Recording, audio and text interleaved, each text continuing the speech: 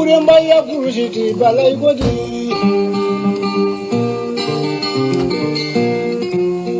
Ginale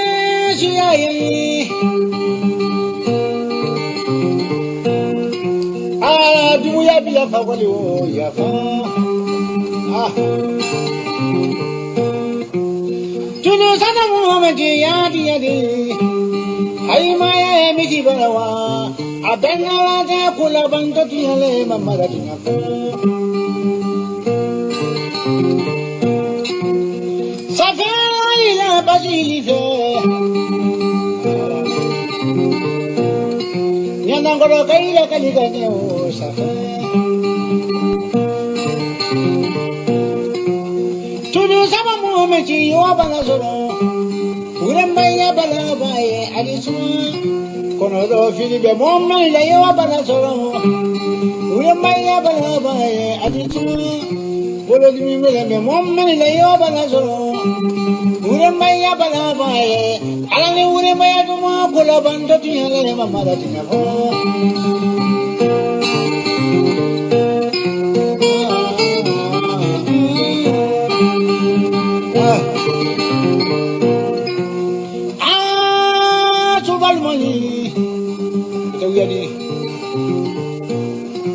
Ala suli mumachina sabuyola Ende tuyori mumila sabuyala Safana balolebi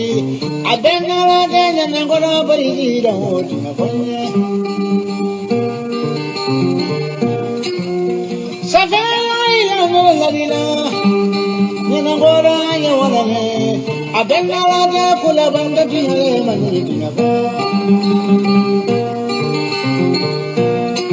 Nena malima barida masu Kutiadi He suba karabule maha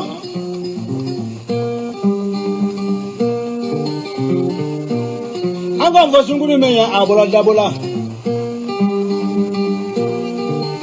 Eba bola bola iwa uremaya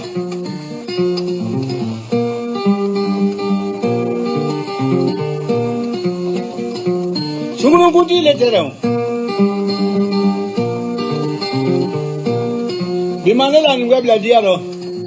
Meninga ikikarambo ni mafili bararo saro Memba katibili kala nyeso ori nisifila fane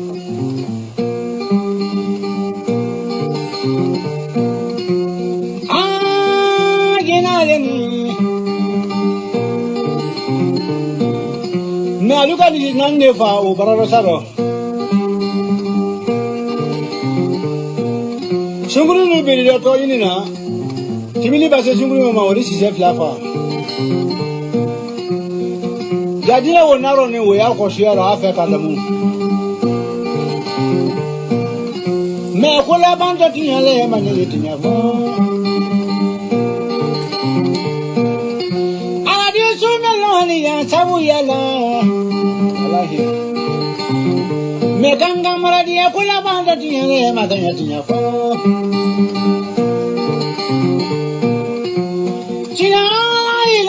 Dine demisene ni malu alabe funenge lu tawatira kota bana gala irumani uremaya balagane abenala de uremaya kurushiti balaini se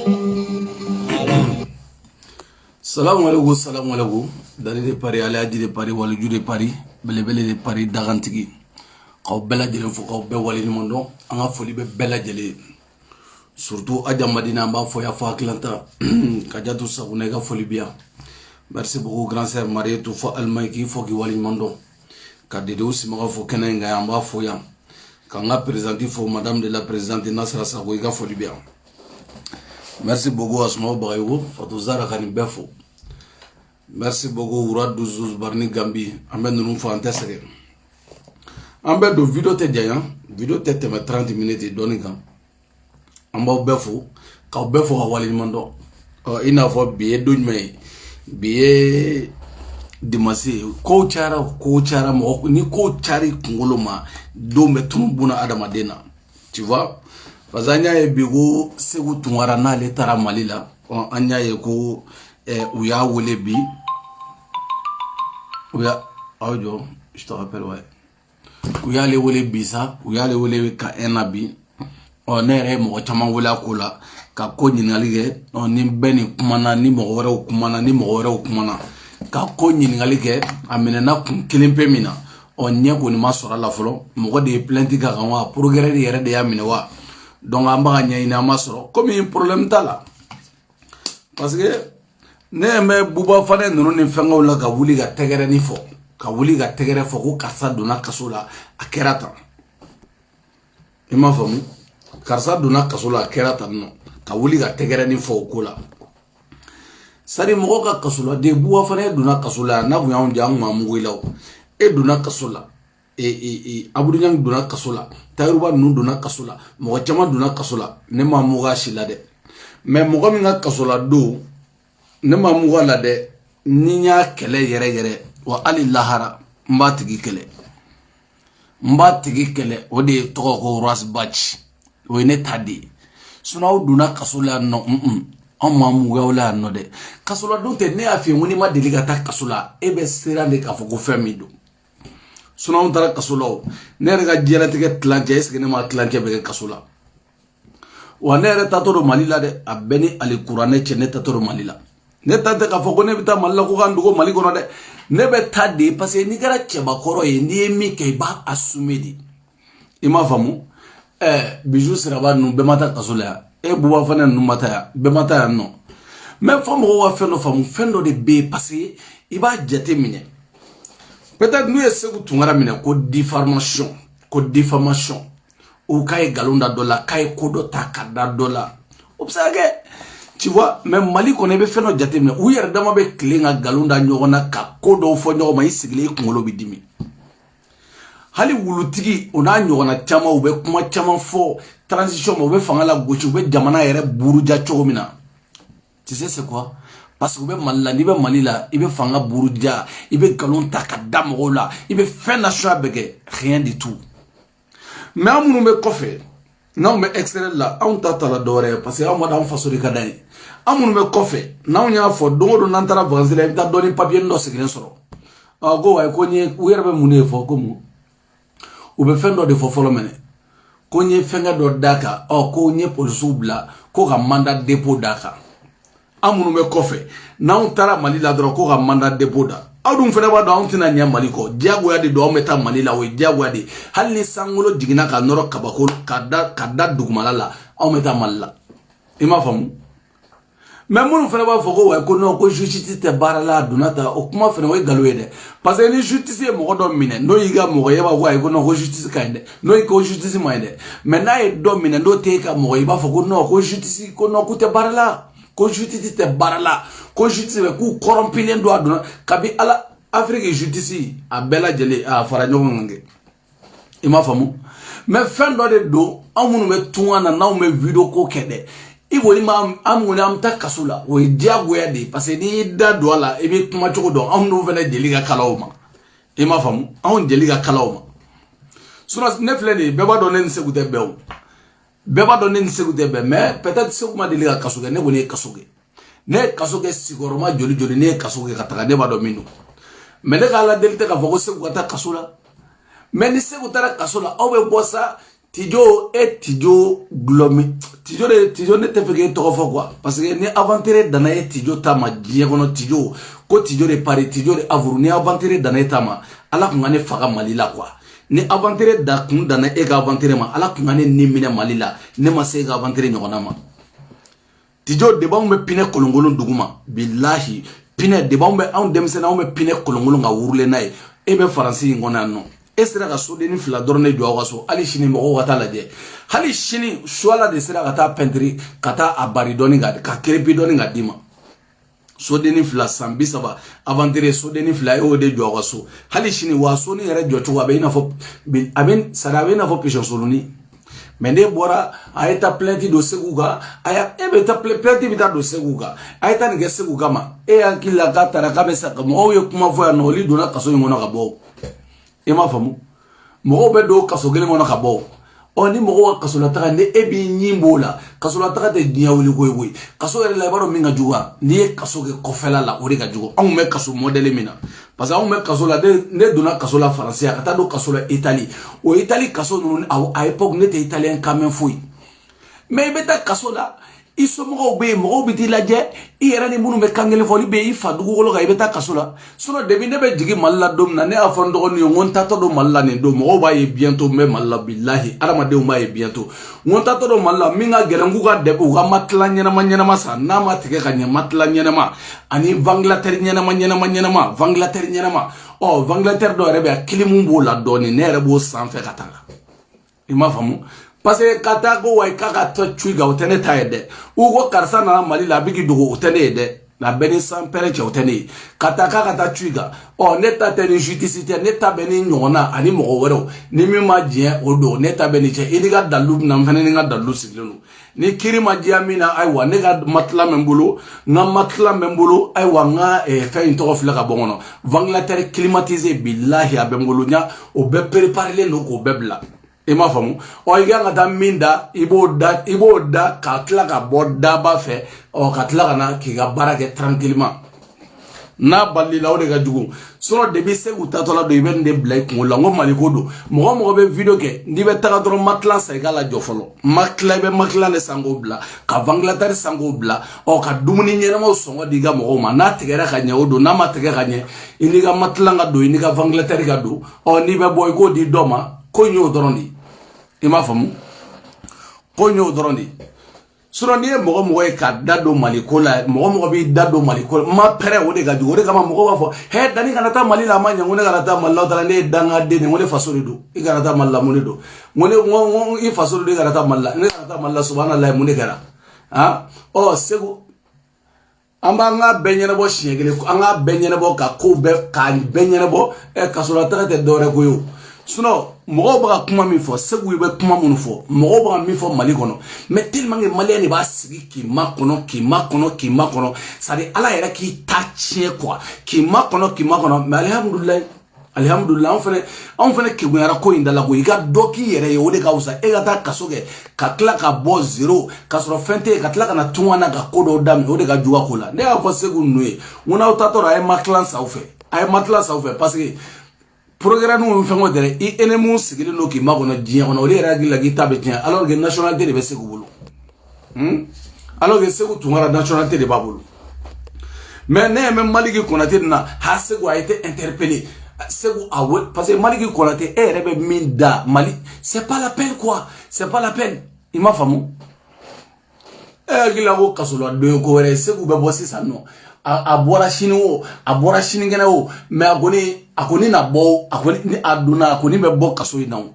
abe bo kaso ina abe kla ka sege America abaka kuma damne buba fana ngesra na kaso de nya kabuli ka tatumana esra na de o e masra kaso nya esra na kaso de nya kabuli kana e ma famia sona iflaw segile do non e bala esegu minata donata borata e fene be kuma mun fo kuma gelen do sari mali anga nyon choro otea anga nyon tati otea anga nyon choro nete plantige mo kane mais ne ko ni fere nga perevu de sigilendo ne ko ni nete plantige jie mo shiga dugugulu safe otene ni mo che ima famo yene datugu nete plantige ga mbora nete plantige ga ina na ikungo de ibolo no parce que ne ba do yake o ta ere tene bolo ere ima famo e tara plantige ga na soro ko gouvernement ko na soro ko fanga de abine ko do la ya pas de problème e tara plantige kaka oh e ba la dima fena ba sigi ki ma kono fendo de la aba sigi ki ma kono fendo de la suno we plantige ne ga no mo we plantige ne ga dien fambe fe mais papa ga otara fani ma o de be o sigi ka adama de o yere tachie to kama manifi yere tachie to ko wa kufa kata ko kaka do kasola kera nene tijo de Paris fuwari de chikoroba inage ne kuma ko korgete de ni ala yi chi dongo do ne ka nyoy jamana ngona ne o fiene ne ta malikoto la de ni ne nyoy dongo do jamana ngona tijo de Paris billahi ni ne nyoy bon c'est pas l'appel quoi il n'est kana ñoy wéré mayere il n'est kana ñoy dière kono wéré mayere ima famu sura Mali justice ou be barala mais na dama jamina domina ba foko no ko justice te barala na da jaramina justice mai na da jaramina so debi touré na wakati ne a fawi ya debi touré na wakati ngon chai mai ngaka sabala ko kuma chodo debi touré na uma nga ko baisser fort ama 70% ke ka bwanta la o shima o ke buya alibi an 70% ke ka bwala o shima o ke buya oh ndeko ni me fawi video mani munumbe ne be mi fawi na be ta malila ayo ta chogo donde na be ta iga dala go wa ko antara ka chuna ngote de chuna ngai bi préparer sari pijo sari moralima bi préparer ka taka de moralima bi préparer ka taka de ntato do ay wani kasoko bora la nga de be memgulu nga vanglaterre be ngulu ntato do ni bora la iba black ngulu la ni iba be sari ba be calculer ka ba o ene tari parce que ne rebe jigi Mali la bientôt inchallah billahi ne rebe jigi Mali kono bientôt parce que Mali ambe Mali mo be se la mo fenga malla ne sera na ko way ko ni tari fasola ko kaso be no e kaso wa e be sadi ngo saya be e bado e tara Mali la ibesa imata Mali la ibesa o ni go ki tara Mali la ko kaso be no e o tara munu ba ko do ngo mo be do ngabo afore go ali mo do na Guantanamo kono kabo Guantanamo mo do na kono kabo ha mais de baw sigi ka adama de nga juguya yere kama kamanifi do de bisigi nene buwa fanani segu tungara ye nene buwa fanani kay tijo c'est pas l'appel ça dit yen jigi tigé de quoi ka fo kebe bo jigoroni yere yen jigi tigé jiye kono de quoi nene sigli ha karsatara kasula parce que ne time ne ga kele mi ne tawo ni arasadi fem kasote de o yere bantu to la quoi parce que o che parce que ni ya ne mo chama do ya o yo che de o re gumina do ngoya karsa kata arasa ani mo damado baga groupe la neta o drone de neta neto li kele Facebook sans fait mais na nyonye ki o be do worla ima famu na nyonye ki wa segu tungara me feno fine ni litike ifaso ni mata kasola liti madafade ni litike ifaso ni mata amadafade ima famu ni mata kasola ko manyane bode ni iga liti faso o woro de la mo ba do ko non ko kasa atara nasano parce que mo ma feno famu etsa iga jamana kanu fio kima kuma jugu do fo etsa iga jamana kanu keleke parce que aramaden dusu gunte ina fo kumeren kunu kwa mo dusu be bo fendo goro chogo do la ida wali be bangwa ajate mineke sego be kuma mfo mo chama be munu be jamana en buruja Mali kono munu be jamana en buruja ka jamana nyemo buruja Mali kono mais itu shita do kasola mais munu be ko fe ndiya ke do ni tara dro aywa wa ko ay kayri min kayni ka kono sadan ko fe mo de jamana en jugui amunu be ko fe awne jamana en jugui wa amunu be ko fe asadi awne kera jamana en jugui awne kera jamana en fendo alors que c'est pas ça. Dora tere parce que ben angato ya comme au be ko fe no agila ko facile ko de do au be am kasoro femelete on me fait na o yo li yere munu me Mali kono o yo li yere di mais tellement o li de no fe no la kasoro an nan tarakana antna sega ke kili han nan tarakana kelente mais an ko fe mo gonu de on de kera jamana yere jugu de o bolo Mali yere jugu o de kelen do o bolo mala ga segu tungara ala ga nyuma boyina anyuma me bo lawo ne red dogo muso fleni abe America ya to flega bonno umu tara mallangu ya datugo kasola eno uma datugo mama tla ga bonni ta America ha mo jumeni jume mata kasola Mali ngona ha bebe ta kasola Mali ngona kele ni kele na ni kele nyan ngan ni kunche bebe ta kasola kele bebe ta kasola Mali ngono wa kele taruba numbe mata imununu ngasigi aburu nyangi numati imununu ngasigi e buwa fane bariga bane mati imununu ngasigi anno e mati imununu ngasigi ngo bebe ti imununu ngasigi di e ma famu ore ka manyani gata joli para France imunu be Francia ay joli para ni chamam bla wolo nagara ko ya ko furakse uta kasokono joli parani chama aba blawun na abe joli parani blawolo debi sisa Angleterre nyuma ni ga envoyer ga makla nyana ma billahi fofi ini place ni ça parce que déplacer te kum parce que mo be fenge ini place ni ça iga do no ife ko imeteni ima famu igi yere magara nyani ko ga nyana we baketini ne ko ni psychologie ma bi préparer ga bla ka vantara Mali la nyen kata ay waka netede ni san pere chawtani ntara mali la nyendugo I faso kona ki dugu kata mali la I faso kona ki dugu I yɛrɛ wolola dugu min kɔnɔ k'i dogo kɔnɔ e ma suɲɛli kɛ e ma dɔrɔgu feere e ma mɔgɔ faga I yɛrɛ wolowolo faso kɔnɔ k'i dogo ko parce que k'i ka fɔta ni dɔ ta ma bɛn u y'i dimina dɔ y'i neni I y'o neni u ye dɔ yɛrɛ neni sa k'e ye dɔ neni o neni kama k'e k'i dogo I faso kɔnɔ ko sinon ko datuguni b'a la a ma fɛ ko mali kaso kɔnɔ ko mɔgɔ min bɛ yen nɔ k'a bɛ mɔgɔ 2000 dɔɔni bɔ e ka wusa n'o de ya I ma wusa n'o ye ala ye dɔɔni d'i ma I ka matilani sa I fɛ ko ye matlani ko de sisan min ka gɛlɛ o ye dawara ko de matlani ko I bi donc an wɔsi ji cɛ fɔlɔ mɛ wɔsi ji cɛ I m'a faamu mɛ wɔsi ji cɛ fɔlɔ ko ye matlani ko de I b'i ka matlani sa I fɛ tranquillement k'i ka Angleterre sa tranquillement I tɛ gaja u b'a fɔ ma ko gwaja zagaruba I tɛ zagaruba dun I ka mɔgɔw bɛ nafɔ naji dumanw bɛ tobi ka na d'i ma visite dumanw bɛ k'i ye mais kaso yɛrɛ kɔnɔ min ka jugu min yɛrɛ ka jugu sa I bɛ t'i ka n séjour ɲuman don séjour ɲuman don mais n'aw nana ka fɔ k'o kɛ ko dɔ ye c'est à dire n'a t'i kunkolo la k'i bɛ taa kaso la ni e taara kaso la o bɛ digi e la de o sinon a b'i kunkolo la n taatɔ don n'a cira kaso ko kan o don o de b'i kunkolo la ka taa psychologiquement o de b'i kunkolo la n'a ma bɔ kaso kɔnɔ o fɛnɛ don salamu aleykum o y'o fɛnɛ bannen o bɛ digi e la mun na o bɛ digi la mun na ko Segu Tunkara taara kaso la ko Ture y'o minɛ k'o kɛra tan nɔ ne ye ko in ɲɛɲini Ture de y'a minɛ wa ou dɔ de ye plainte kɛ wa min don de toute façon sini ye lundi ye n'a kɛra cogo min na a bɛɛ lajɛlen a bɛ ɲɛnabɔ sini ye lundi ye n'a kɛra cogo min na an bɛ bɔ a kalama I m'a faamuya parce que juguya tellement que juguya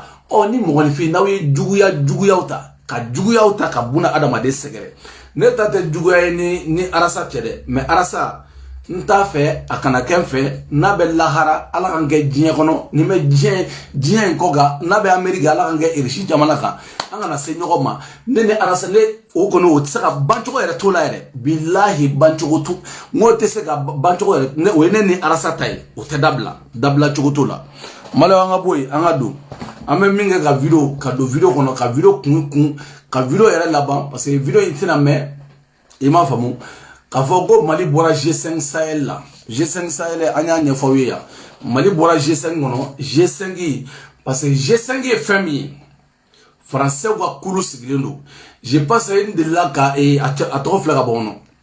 cɛ tɔgɔ filɛ ka bɔ kɔnɔ français ye kulu dɔ de sigi Mali la I n'a fɔ u ye takubaw sigi cogo min na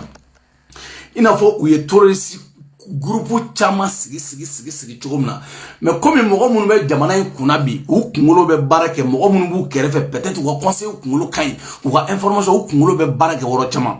G5 Sahel français de nana ka G5 sigi France tɛ G5 kɔnɔ mun bɛ France don G5 tɔnna wa u taara k'o de créer u yɛrɛ ye Burkina Mali Tchad Niger ani jamana jumɛn Algérie Mauritanie Burkina Mali Tchad Niger ni jamana duru parce que Algérie mun'aw ma Algérie do ala mun'aw ma Sahrawi do ala mais muna est-ce que Côte d'Ivoire bɛ G5 kɔnɔ yɔrɔ Côte d'Ivoire ye Sahel jamana ya bon français comme u gɛlɛn do k'u ka ko bɛɛ nujuru ta ka di Alassane ma sisan sa k'u bɛ Côte d'Ivoire de fɛnɛ kun natɔ don k'o don G5 kɔnɔna la mais san 7 ou san 6 G5 sigilen don G5 président a tourné la jamana bɛɛ fɛ tour de sera Mali ma ali tour sera Mali ma ko Mali bɛ don président ko Assimi bɛ kɛ G5 président ye ko petu alors que ko Assimi tɛ kɛ G5 président ye o de la sa Mali yɛrɛ fɛnɛ ko comme France ko droit b'oli bolo ka da kan olu bɛ se avion bɛ se ka pan Mali yɔrɔ bɛɛ kunna Mali nord kunna ka da kan parce que kɔsa na Mali bɔra ka a yira diɲɛ la k'a fɔ ko France y'u ka espace violé bon ko France ko droit b'ale bolo ko ka da kan ko ni Mali bɛ jɛkulu dɔ la n'o tɔgɔ ko G5 Sahel ko oli ni Mali bɛ jɛkulu dɔ la ko b'oli yamariya ka tɛmɛ Mali sankolo fan caman kunna nord la ko lakana kama o de ye G5 ni yɛrɛ créé kun u bɛ se ka fɛrɛ an ka jamana ma k'an ka jamana espionner cogo min na u bɛ se ka fɛrɛ an ka jamana ma k'an ka jamana I n'a fɔ Burkina ninnu fɛngɛ ka jamana in tɔ nagasi cogo min na ka jamana in ko bɛɛ dɔn aw bɛ ko kɛ u ka bɔ a bɛɛ kalama ambola comme irishuka camion cargo fla nana oruna cargo fla ma daele mimba kono mo shitado ni mo bora kaya kono fe mo shitado parce que un gouvernement ko mina ko sisa ko mina munu yira la ko munu mina sisa ko ta yira mo shilabli parce que ko ta yira mo shilabli oye bomu antomu gude na le wa fe munu nana mo shitado o de bo o cargo nu o de bo avion bele fla nu ngono o tara de sa wa soro malien be daledu hali mo munu be barake aéroport la o ya chamana bo kenema katla kana ni sorosu de ka ko in beta ginola kata bla orowla bazama am préparer ama kalama français ba préparer chobna on yere ba préparer ti comme tout sera présent Assimi Goïta ko de bina ga G5 Sahel présent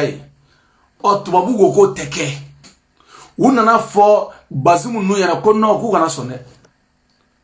kata fo Mauritanie na ku kana so ka fo Burkina Faso na ku kana so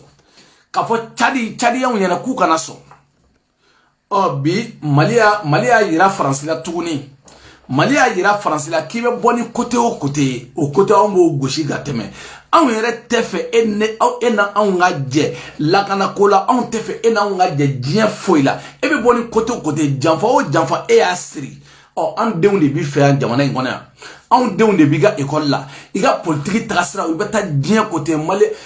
nga yala an yala an charida dien kono mais an nga yala amake yala fuyi parce que yala kala nu yo faso jo yala kala nu me boni information ni wa yala kala nu kungolo ga gele ye kibaraw la si an fene ga sadi tellement ye kibaraw la si ko na soro ko fanga batika jamana la iga jamana kono deun u ka yala nu yala la olibe kibara musoro jamana de nyanama munu mu take glomi etungana munu mu take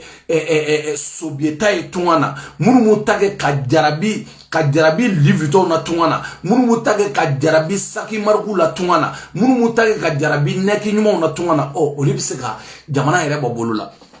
ima famu oye jamana ka service de renseignement di nebola ebola mbela jelembola Mali service de renseignement borana ka bona ka fara Mali yere konataka ko janfam be bolola G5 Sahel janfam mi tigelen do Mali yere kama janfam mi tigelen do France fe pour que aka se aka sanfɛ la parce que na borani fɛn min France ba ka donata anye France Mali on ye France godo France ko no ko takuba u ye takube takuba kono u yu godo u ye tondo wɛrɛ tɔgɔ fɔ k'u be u yu godo tuguni ko no ko France ko be ministre fɛnɛ kono sisan no Mali mo be godo sisan no ko no ko Mali be G5 Sahel kɔnɔna la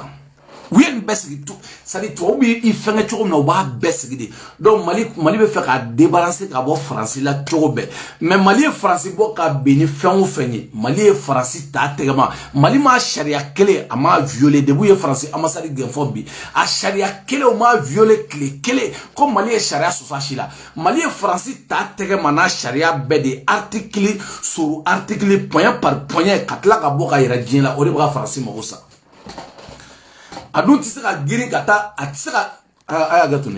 ayagatu anga nengala do blogué ambe nengala do blogué ima famu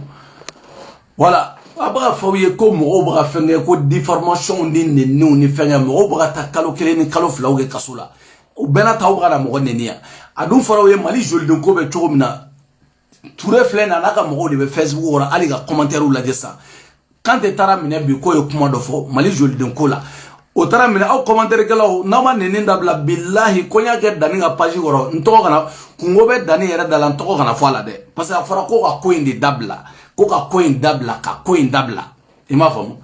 na una na utage nene ya netena na ojabi munu be nene na ala ka do fara ga nene ga alibi ala ka do fara ga o ma famion ala ka do fara ga mais on vle ne matlan songo ba mbulo e be nene na matlan songo te bulo Bangladesh songo te bulo fundeni bi I boja I kono fe ngono no fundeni bi boja I makla songo ba mbulu alhamdulillah vanglo songo ba mbulu me makla songo table vanglo songo table e baga na neni ture abelin na billahi neni e ma famu problème tala nga boy anga la je anga na fola anga communiquer la me anga gouvernement nga communiquer parce que ni français yere ablay ni français ni dara ablay ni nga kabako dunga o français ni tobe tiali parce que tchabakoro ni be bo billahi ni be bo fini kuma de gabo kuma mbi I jugu tremble dien kono ni ablay ni bora ni Ablaye bora worom na dro France ira ba do ko no ko c'est gâté France te sugo asemuna ou mago te sadio la ou mago te sugar la ou mago te mojela mais nous fala la nous ye sugar de kuma ga mendro diabète mais si ça nous ye Ablaye ndi Ablaye ni ministre Ablaye ni nous ye ni dro non bi parce que Ablaye ni fene te bo foi la France ga ale bo France de gama ima fo Ablaye ni betla kay répéter ayra ba fo yo komba répéter kayra to babula kuna ba me ayala me ma nya fodi parce que tchaba korobe kuma fo ga jigindi nale afa iba ina ko kuma femen na ba ko no ni ame ko no kuma femen na o chefu waridi parce que nyane kale ni ngale betla kayre angala me Ablaye lame angala me anga ministre lame pour la lecture d'un communiqué du gouvernement. Bonsoir monsieur le ministre. Bonsoir. Avec vous la lecture de ce communiqué. Merci infiniment. Au nom de nos plus hautes autorités, j'ai l'insigne honneur de délivrer le communiqué numéro 030 du gouvernement de transition. Le gouvernement de la République du Mali informe l'opinion nationale et internationale qu'à l'issue des travaux de la 7e session ordinaire de la conférence des chefs d'État et des pays membres du G5 Sahel, tenue le 15 février 2021 en Djamena, les chefs d'État avaient convenu de tenir la 8e session ordinaire à Bamako en février 2022. Conformément à la pratique établie, cette session devrait ainsi consacrer le début de la présidence malienne du G5 Sahel. Cependant, près d'un trimestre après le terme indiqué, la dite session de la conférence des chefs d'État des pays membres du G5 Sahel ne s'est toujours pas tenue. En dépit des multiples initiatives prises par le Mali dans ce sens auprès des instances du G5 Sahel pour y attirer leur attention. Dans sa dernière correspondance, en date du 22 avril 2022, adressée à son Excellence le général Mohamed Idriss Déby Itno, président du Conseil militaire de transition, président de la République du Tchad et président en exercice du G5 Sahel, notre président, le président de la transition, chef de l'État du Mali, son Excellence le colonel Assimi Goïta, avait prévenu qu'en l'absence de progrès substantiel sur la question, d'ici le 15 mai 2022, c'est-à-dire aujourd'hui, la République du Mali se verra dans l'obligation de suspendre sa participation aux organes du G5 Sahel, y compris la force conjointe. Le gouvernement... Depuis février, ou à sommet que Malla, ou à faire un wasro, ou ni alache, angake Mali coup d'état ke, Idrissi Déby, ou coup d'état de G5 mono, coup d'état Saba Déby, Mali, Idrissi Déby fait, Burkina fait, coup d'état Saba Déby non. Ou y'a au dengue ka président, effectivement, Assimi Koumana chef de. Ko bigoni, ni biya soro yelema ma doko la, Mali goni ma retiré ça ka bois kono. Donc nia ça dit tellement que au petini tchadi président ça dit au manipuler no ka teme au tellement que au manipuler no djinye kono au petini au manipuler no français au fait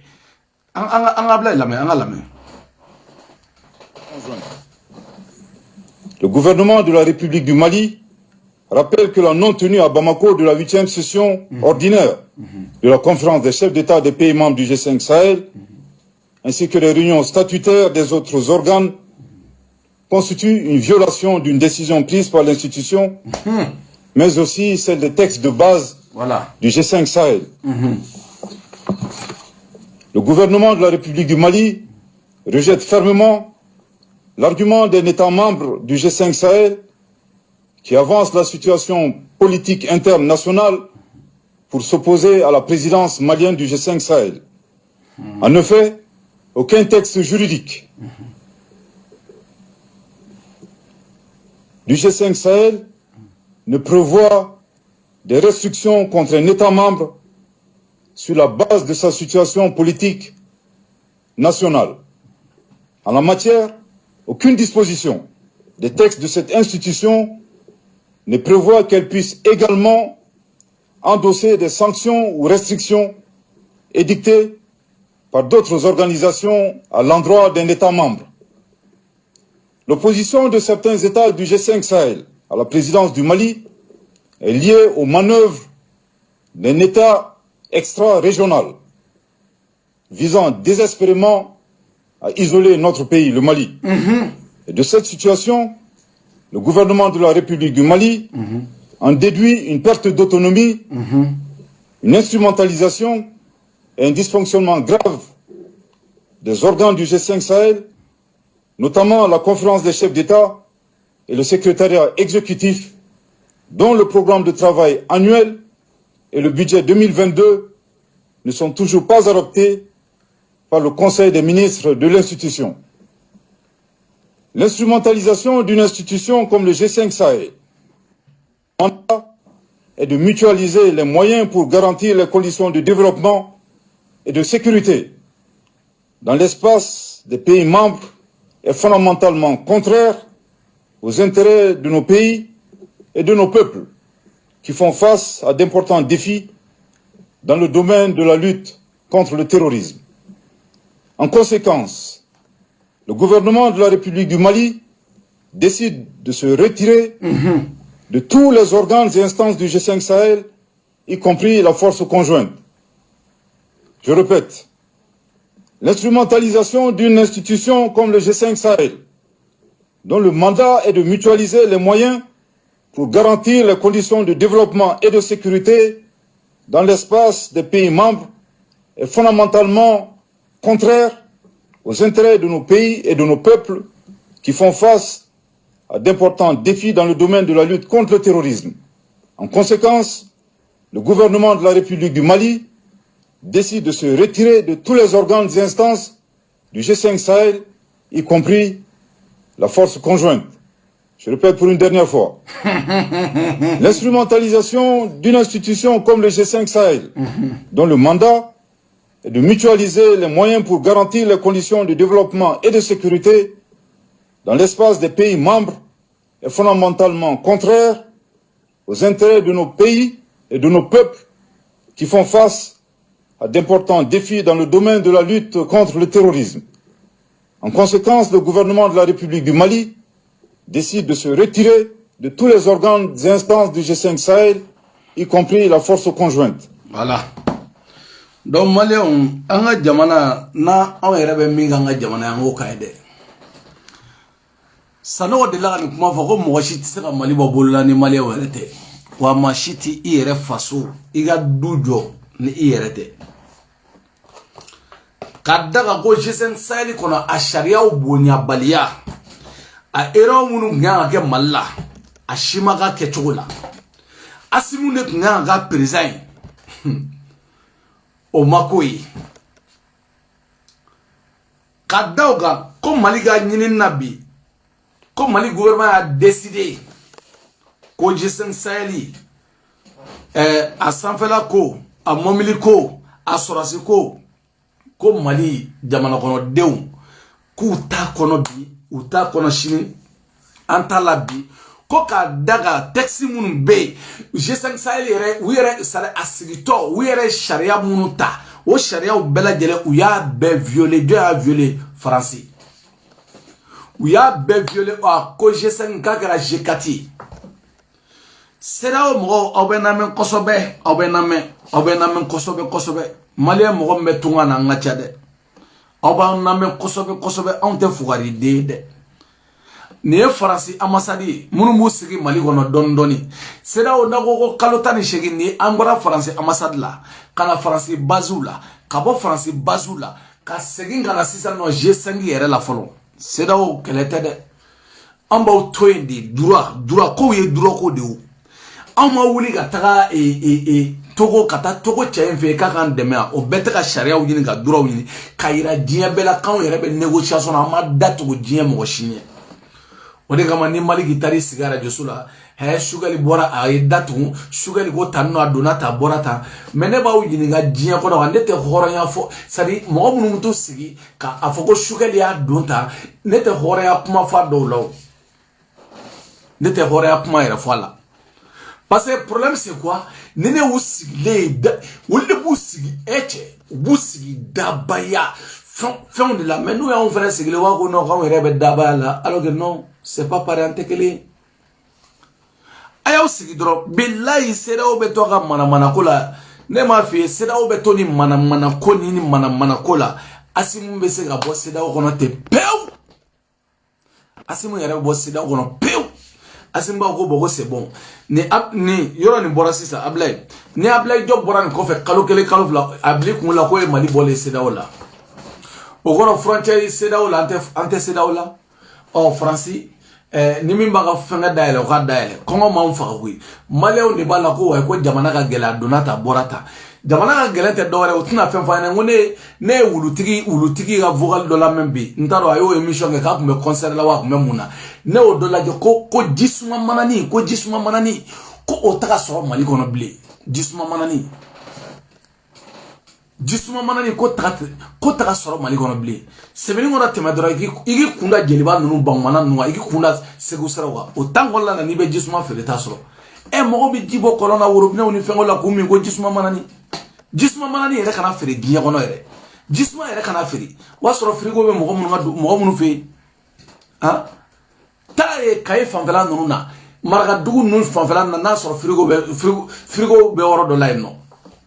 mo ko jisuma manani tellement que be dongo bana Assimi buta côté mi fait ni Assimi buta côté droite la Shukali buta côté gauche la o video manu be soro ka sans peren jiguga o de buta ro kay video manu nu tara malla dro kay o mine ame soro ka kuma sa non nan kuma na ame mo la révolte pour y rado 4 ans sont fanga bi nterega o ta bine o avanga atna na bine ni ya ga ali shirame sans peren jigi nyoko ngano nasira malla ma nyina bo ibo foka soro matla songote mo mbolo billahi comme G5 Sahel flani akara G4 bi Mali ko ni yere takabwa kono abe fonne ma ko président mais Assimi mase ka décision mi ta nabra malien deun degun alibi o de Mali constitution una na wakati mina billahi Mali constitution ambe mi ngono bi ambe constitution mi ngono bi ali tambi bolo de président ka constitution yere boy pieu ni parce que ni ko Mali ka ke Mali kuraye Mali te ke Mali kuraye kasoro ambe constitution ngono politique mo de constitution sigi Umaru Sentegani nunu ni Cheblen Dramé nunu ani chokoroba don Mamadou Lamine Coulibaly wanta do Sissoko wanta do ni Ibrahim Mamadou Lamine Sissoko ba fa chokoroba ma chokoro la oli na la constitution sigi ambo de kono alibi ni ya ye mo gelebe bo choko constitution mi fleni o de be no yo de sigi ni ya fencha ma me jamana ngono o de fora Mamadou ka constitution ka chi an ka boy ne ekuyo ke Mali tala kachi bobo ka boy kasi ka boy no parce que no ma ke billahi ante ala de la de mais an woni te fe ka taki kodo fanga la kasoro Mali constitution ma chi ka boy parce que ni mani chi ka boy ma an makla de tonyo be malien de wa kalambali ya ni GFM politique mo mani constitution flanguno ma glan foi kama u ya glan u yere kama anu de anu go affaire parce que yi wolo madro da feido tagu wolo magana ko article flene article 13 borana e ma famu hali video mani minen ni fenga mun fleni nganye ngo bois préparé de nanani tellement que bois desra mo la anana ko anti cyber criminalité una no do anti cyber criminalité obe una no dogo wa ko no ko ni mo mun en ninge ha ko ni mo mun en ninge adonata ko be mo wa ko no alors que c'est pas ça hein be don don ge donc ni woro la ambi Assimi ka constitution chiga boy akati o Sissoko Cheikh Oumar Sissoko olide ni ta ka benu yere wi chokoroba din damaye billahi atado mu miri maliona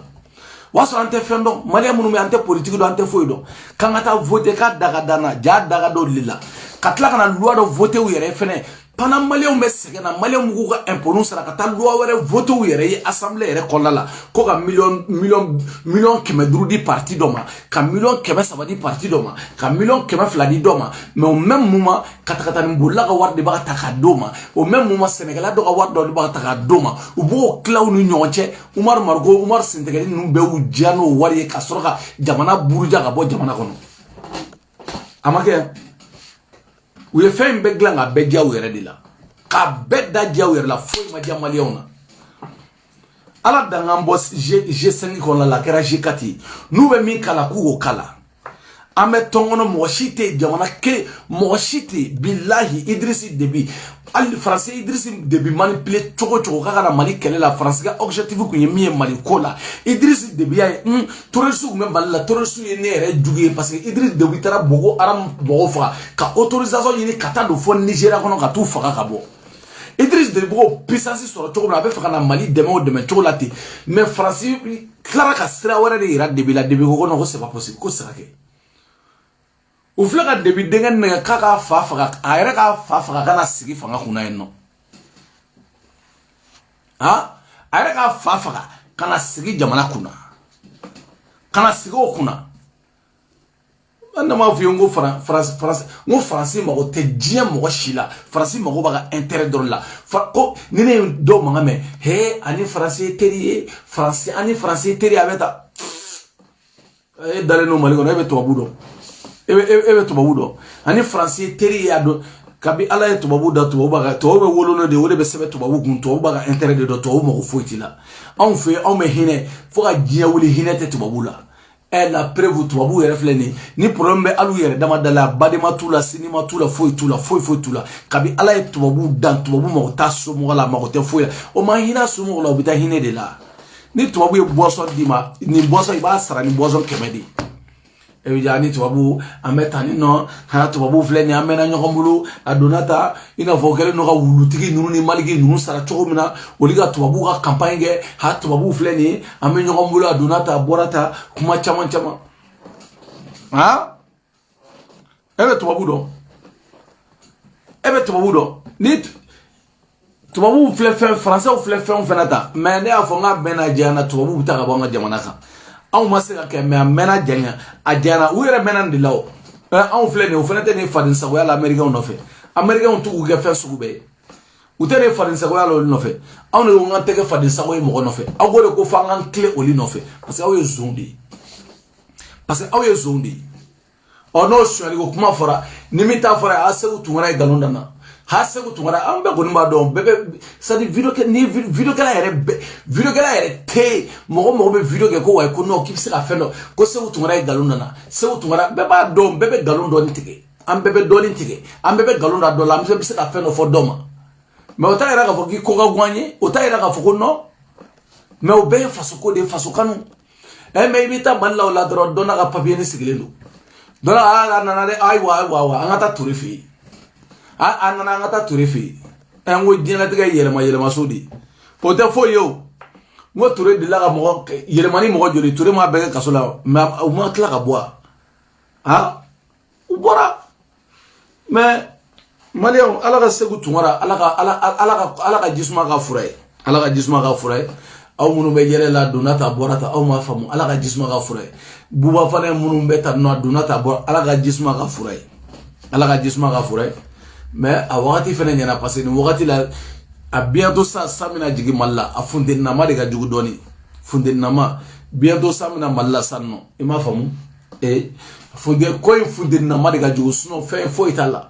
foyi tɛ wɔrɔ in na yen nɔ Angleterre ta dɔrɔn i ka matilani kelen san baara banna bilahi i mago bɛɛ bɛ ɲɛnabɔ finikolaw bɛ yen u b'i ka fini ko i somɔgɔw yɛrɛ bɛ yen a banna i ka baara bɛɛ kɛ i ye wura de foyi wɛrɛ tɛ yen dugu mana jɛ i b'i ka support kɛ Segu Tunkara i bɛ bɔ nin na i bɛ segin ka taa Amérique an bɛɛ bɛ taa nin na an bɛ taa an b'a ɲɛna dɔwɛrɛ don wa ni min y'a kan na a banna n'i y'an don kaso la a banna se wɛrɛ t'i ye o n'i tɛna se k'an faga i b'an don kaso la de n taara dɔrɔn papier de b'u bolo ka tungarankew makɔnɔ papier de b'u bolo k'aw makɔnɔ dɔrɔn bilayi u bɛ juges de da u tɛ don juges da la u yɛrɛ dama dɛ fana anw de taara Mali la i b'u ye juges da la ayiwa a nana dɛ karisa nana filɛ nin a ye ne neni ta a ye nin kɛ ne la tan nɔ a ye nin kɛ ne la tan nɔ jugu sago o bɛ k'e la kɛ o bɛ k'e la kɛ jugu sago ye n'o ma k'e la o bɛ kɛ jɔn na e fana sigilen don i n'i ka papier ni ka mɔgɔw makɔnɔ ye Lara Madu fana bɛ k'i makɔnɔ diɲɛlatigɛ o dɔrɔn de o e bɛ ka dɔ makɔnɔ dɔ fana bɛ k'i makɔnɔ i m'a faamu i bɛ ka dɔ makɔnɔ dɔ bɛ k'i makɔnɔ mais ala ka ɲɛ ka d'a ma ne b'aw bila komi ko video tɛ jan an t'a dɔn n'a ye 30 minutes yɛrɛ sɔrɔ ala ka bɔ ni Segu Tunkara ɲuman ye Segu Tunkara ala ka bɔ ni ɲuman ye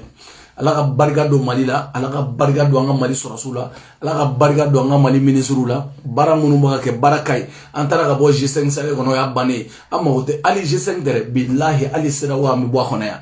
an bɛ Mali nunu me mi yira malew na kataka nunu me mi yira malew na politique mo mana nani kofe politique mo mana nani kofe o ba famia ma famu politique mo mana nani kofe o ba famia segu tungara alaga ko nyumamba alaga nyumamba parce que bi mo ga jugun godu bi mo ga jugun ne mo bisa ka keleme jugu ya non hali ya ne be arasa keleme ne ta jugu me ne ko mba kele kante alaga belajeli kante alaga kasoro kante yere nganga sigiya neni kante bora kuma la billahi anana fransiya atara malla ko gabta selige malla ko fendo babulu ko jedo babulu kabita ko me ko le nef kabe sigiya ali shinite nyina ko beni alache kante nana ko le nef kabe sigana o fenet o tara mine mais problème ta la bebe nyana bo kante alaga boni nyumay terige alaga boni nyumay ima fama mais ne menta fo ka bane arasa ne ni diɲɛ bɛ ta bɛ ban ne ta tɛ ban dɛ kasula den 50 mais a tɛ ban dɛ billahi ne ka kɛlɛ n kala bancogo yɛrɛ to la fiyewu tɛ ban dɛ billahi hali ni Aidara ni Digo y'i da don a la tɛ ban ne ta kɔni o tɛ ban yɛrɛ bancogo t'a la parce que ni ne ta bancogo yɛrɛ t'a la n jugu ye i jugu ye ni ni ne ta bancogo t'o la n k'o fɔ k'o bɔ a la pewu ne jugu tɛ mɔgɔ ye Mali la mais ni ne kɔni o fo bada parce que n'i y'a ye anw sera mɔgɔ caman ma yan do minnu jɛn'u ta o tɛ ne ye dɛ minnu jɛnna n'i y'anw sera mɔgɔ caman ma de nɔfɛla don sinon anw ye waliju ye anw tɛ se mɔgɔ ma anw tɛ se mɔgɔ si ma i m'a faamu belebele de pari dagantigi Alaji Dani waliju dagantigi merci beaucoup k'aw bɛɛ lajɛlen fo k'aw bɛɛ lajɛlen waleɲuman dɔn video kana janya ka bɔ kuma la joona ka ko bi lundi sini ye lundi ye bon a ka ɲi sa 0 heure yɛrɛ sera bi ye lundi problème t'a la ala ka su yɛrɛ caya ala k'an to ɲɔgɔn ye aw bɛɛ lajɛlen salamu alaikum Segu Tunkara ala ka bɔ ni ɲuman ye ala ka nin ko bɛɛ lajɛlen ɲɛnabɔ ala ka nin ko ban pewu ka bɔ ni wa a bɛ ban yɛrɛ fɛnɛ n terikɛ a bɛ ban bilahi a bɛ ban hali n'a sɔrɔ ne tɛ bɛn ne ta o mais a bɛ ban i m'a faamu a bɛ ban yɛrɛ tɛ papaga ye i fɛnɛ ka wusa ni Tijo ye parce que i tɛ gulɔ min Tijo de pari ale ma gɛlɛ labɔ fugariden ale bɛ gulɔ min a bɛ dɔrɔgu ta a ɲɔgɔnna Jigolo o do faransiya adamaden ni den ka tunga gɛra Tijo ta ye Tijo de pari tɛ Tijo de avuru gulɔ 20 mina ba in tɔw bɛ gulɔ Jagi Daniel min mais ne m'a f'i ye n ko ala yɛrɛ ni ala bɛna gulɔ mina ta ci n k'a b'a don 20 min de la n'i ye kanɛti ye gulɔ mina bolo don o don dɔrɔmɛ kelen dɔrɔmɛ 2,50 gulɔ n'i y'a ye gulɔ mina bolo don o don i daji to a kan billahi a dangara ka ban Tijo bɛ 20 min ale bɛ tɔw bɛ Jagi Daniel min ale bɛ 20 de min faransiya 20 deuro dulɔni a b'o de min ale ta tiɲɛna ka ban ale ta tiɲɛna ale yɛrɛ tɛ mɔgɔ ɲɛ salamu alaikum Dani de Paris ciao